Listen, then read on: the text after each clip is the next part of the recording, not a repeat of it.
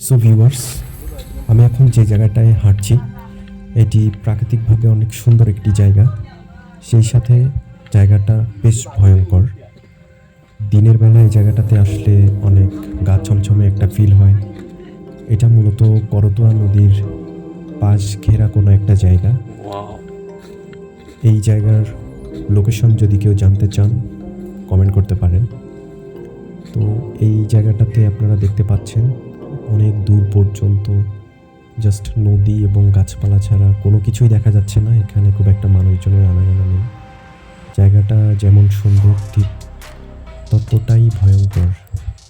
এটা দিনের বেলা আমি ভিডিওটি করছিলাম, বাট আশেপাশে কোনো মানুষজন ছিল না। খুবই নিস্তব্ধ একটা এলাকা। এবং এটা যদি কারো কাছে কোনো পরিচিত হয়ে থাকে তাহলে সেটাও কমেন্টে জানাতে পারেন। অনেক দূরে দেখা যাচ্ছে কিছু মানুষ নৌকার মধ্যে কাজ করছে।